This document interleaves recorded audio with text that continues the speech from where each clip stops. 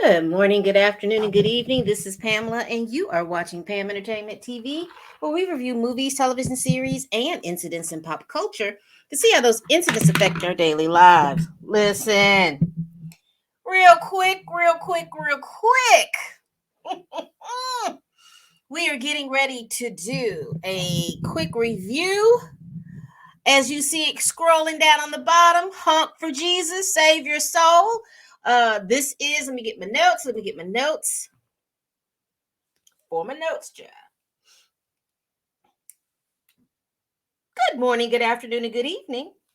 I hope I did that at first, but if not, how y'all doing? How y'all doing? All right. So this is a movie that stars Sterling K. Brown and Regina Hall. And can we just real quickly shout out Miss Regina Hall? Because Miss Regina Hall be doing it. She does it. She's great in an ensemble. She's great in a comedic movie. She's great in a dramatic series. She does the doggone thing. Let's just be real. She does the doggone thing, and we're gonna give her flowers while we can give her flowers. Also, we will give Mr. Sterling K. Brown his flowers because he is doing the doggone thing himself, and plus he's fine. Okay. All right.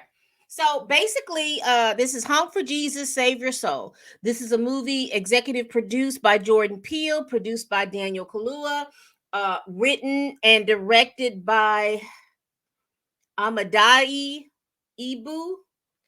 I think that's what it says. We're not going to spend too much time on that. So this movie was dual released. It was released in theaters, and it was also released on Peacock. I watched it on Peacock.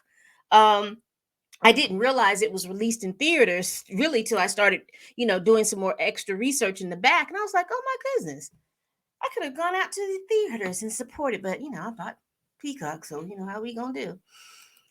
All right, yes. So let's talk about old honk for Jesus, save your soul. Uh I'm just basically going to go over the highlights and just kind of tell you how I feel basically about this highlights. The movie was about it's 2 hours long. Almost 2 hours long, and it covers basically the premise of this movie is basically we have Sterling K. Brown, who is Reverend Lee Curtis Childs, and his wife, who is played by Regina Hall, Trinity Childs. They are coming off the backs of a scandal. Now, the scandal is, I don't know if you all remember this. The scandal is piggybacking off of the scandal that happened a few years ago. Man, it's probably been about 10 years ago. If you remember Bishop Eddie Long and church he has had in Atlanta, Georgia, or right outside Atlanta, Georgia, a few years ago back, and you can look this up. It was covered not only just by the blogs, but mainstream news. Back in the day, and I want to say has been about 10 years ago. It may be longer than 10 years ago. There was a scandal that came out that basically said, or reported, what it was reported is that Bishop Eddie Long was grooming and having sexual relations with young men between the ages of, what was it, 19 and 23. Um, they claimed that these young men at the time claimed that Bishop Eddie Long had been the only terminology that I can use for it had been grooming them since they were like 17 years old, because they were part of one of his youth ministry, men building ministries. And they said that he had bought them expensive gifts, took them on expensive trips, bought them expensive cars. And I don't know what broke the scandal, but it broke. They were suing. I don't know if they settled or not. I can't remember that far back. I just remember this particular scandal and what's going on with Reverend Lee Curtis Childs was pretty much the same type of situation. But the difference is that his congregants just left. They closed the church down, and because I guess it was such a big turmoil and stuff like that within the church that they closed the whole church down. And so that was the thing that was one of the highlights that stick out to me, was that this was a la esque that. So this is Lee Curtis and Trinity.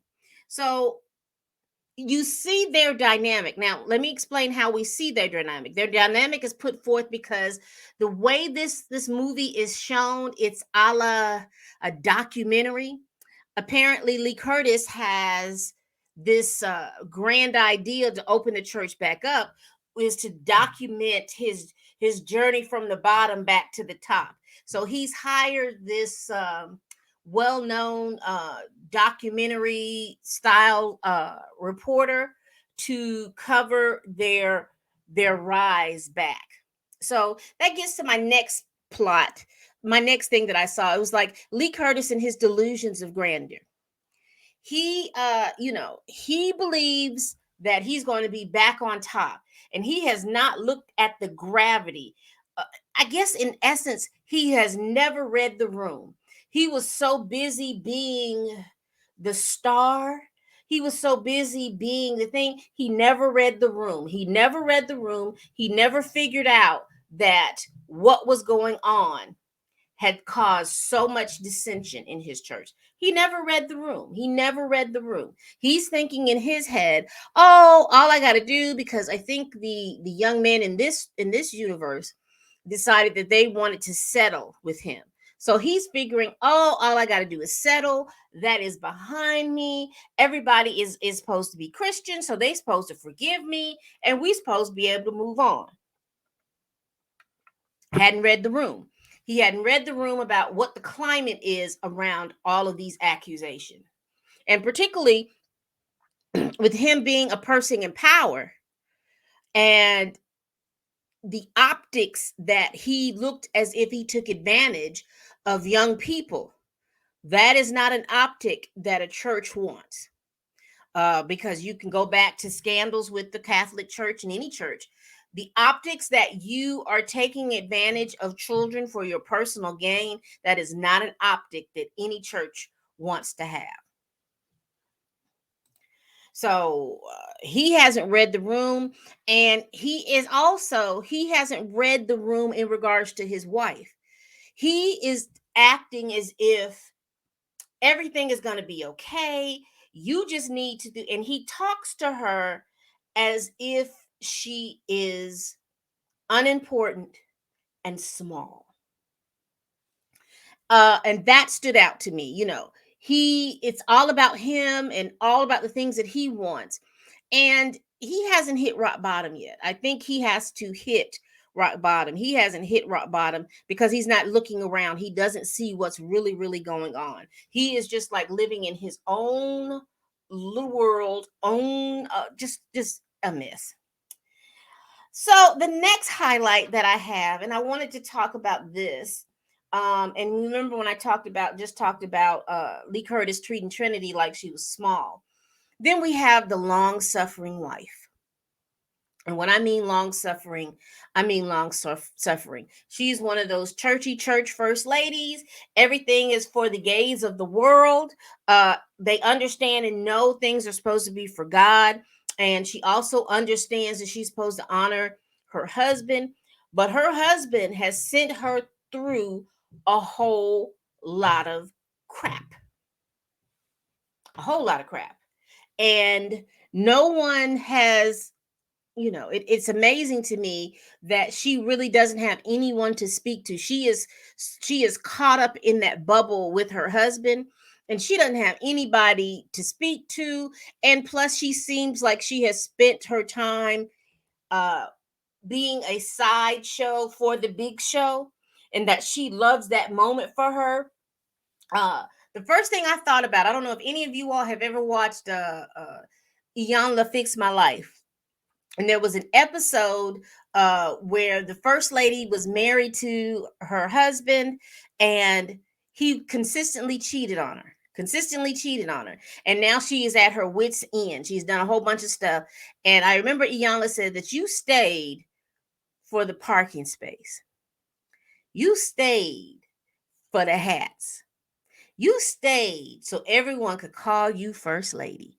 I just remember that. And I was like, wow, that's interesting. But we've got this long suffering wife. She wants everything to get back because she's used to this lifestyle. I mean, let's face it, they are living above kings, and their lifestyle has drastically diminished, but it hasn't changed really, because they haven't realized that they're not going to be able to sustain that if they don't get their church up and running again.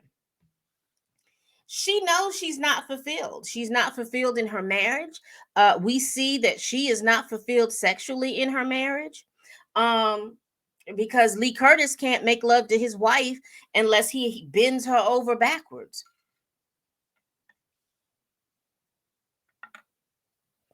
Any other position, he asks her to serve as him, and then he gets what he wants and he goes to sleep, oblivious. I don't know if he's oblivious. I think he's purposely doing that. And it's so sad because the only person that she had to talk to was her mother. And again, one of the things that she said early in the thing, that Curtis grew up Baptist and she grew up apostolic. And so, within that, there is no divorcing your husband. You just gonna have to be with this man, even though you're not fulfilled. You're being selfish. It's about him. He's doing the best he can. Look at your surroundings. He's provided you with all these riches, and you're not happy. And that goes to show that people think that the material things of what you're surrounded with are supposed to make you happy, and they're not. So those were the highlights that I got. I would, if you want a good laugh, again, Regina Hall and Sterling are funny in this movie. There are some poignant uh parts of this movie. I'd love for you to go see it. If you want to go see it in the theater, go see it in the theater. It is a good chuckle. You'll have a good time. If you have Peacock, watch it on Peacock. It's a good laugh. I enjoyed the movie. It kept my interest. Like I said, there were some poignant uh periods in this movie that were interesting. Again, if you are familiar with the Eddie Long scandal back in the day, you kind of understand what's going on in regards to the poignant moments that were going on. I'd give this movie out of 5 stars. I'll give it a 3. Like I said, it's something that you can keep your interest, and I think it would be something that you'd watch again, with someone else, to get a little good chuckle, a good laugh. All right. I also want to say, I don't think it has, watching the movie, I didn't see any condemnation of the church. I didn't see that. It basically took you through people, because you had some churches, you had an example of hungry, I don't want to say hungry, but young people who are wanting to start a church. They have that in there. And I didn't see anything where it was there was any ugliness going on, too tough. Just, I don't think more so than anything that you would do to try to get a church going. But watch it. It is it's funny. It's funny. If you like little stuff like that, you will have a good time. Let me know down in the comments if you've watched it, or you're gonna watch it. If you have watched it, leave me a comment below and let me know how you liked it. Also, tell a friend, tell your family, tell your coworker, tell that helper you can't stand, honey, that I'm over here making these videos. Help me help you see me. Hit that like button. Hit that like button. Also, hit that subscribe button. It's down there. I want you to hit it. And also, if you want to know how many videos that I do, I usually do one video a week. If I do any extra videos, count that all as joy. But subscribe. When you subscribe, you'll be notified. Hit that notification bell so you can be notified when I will do other videos. Woo-cha. And as always, people,